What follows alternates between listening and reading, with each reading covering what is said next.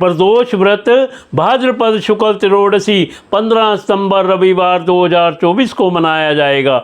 भाद्रपद शुक्ल त्रयोदशी प्रारंभ 15 सितंबर 6:12 समाप्त 16 सितंबर 3:10 तक। प्रदोष व्रत को हम त्रयोदशी व्रत के नाम से भी जानते हैं। किसी भी व्रत को करने के पीछे कोई ना कोई पौराणिक महत्व और कथा अवश्य होती है। तो चलिए जानते हैं इस व्रत की पौराणिक कथा के बारे में। स्कंद पुराण में दी गई एक कथा के अनुसार प्राचीन समय की बात है। एक विधवा ब्राह्मणी अपने बेटे के साथ रोजाना भिक्षा मांगने जाती थी और संध्या के समय तक लौट आती। हमेशा की तरह एक दिन जब वह भिक्षा लेकर वापस लौट रही थी तो उसने नदी किनारे एक बहुत ही सुंदर बालक को देखा, लेकिन ब्राह्मणी नहीं जानती थी कि वह बालक कौन है और किसका है। दरअसल उस बालक का नाम धर्मगुप्त था और वह विदर्भ देश का राजकुमार था। उस बालक के पिता का,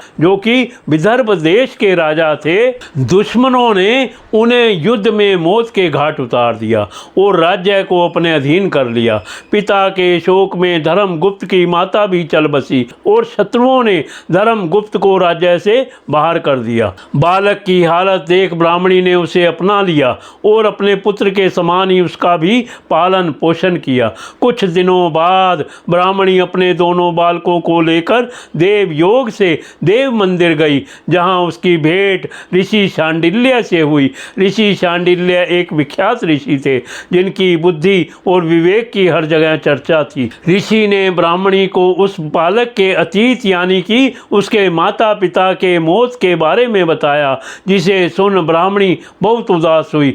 ऋषि ने ब्राह्मणी और उसके दोनों बेटों को प्रदोष व्रत करने की सलाह दी और उससे जुड़े पूरे विधि विधान के बारे में सुनाया। ऋषि के बताए गए नियमों के अनुसार ब्राह्मणी और बालकों ने व्रत संपन्न किया, लेकिन उन्हें यह नहीं पता था कि इस व्रत का फल क्या मिल सकता है। कुछ दिनों बाद दोनों बालक वन विहार कर रहे थे, तभी उन्हें वहां कुछ गंधर्व कन्याएं नजर आई जो कि बेहद सुंदर थी।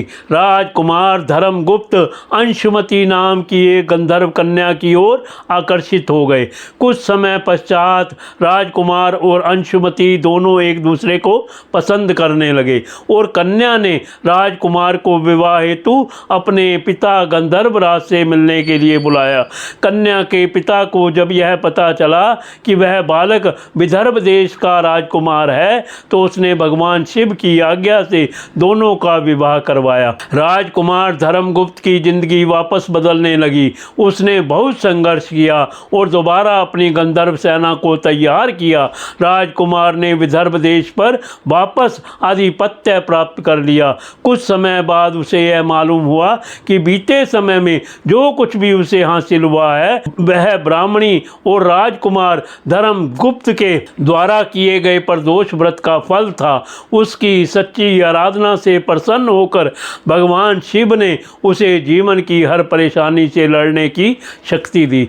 उसी समय से हिंदू धर्म में यह मान्यता हो गई कि जो भी व्यक्ति प्रदोष व्रत के दिन शिव पूजा करेगा और एकाग्र होकर प्रदोष व्रत की कथा सुनेगा या पढ़ेगा, उसे 100 जन्मों तक कभी किसी परेशानी या फिर दरिद्रता का सामना नहीं करना पड़ेगा।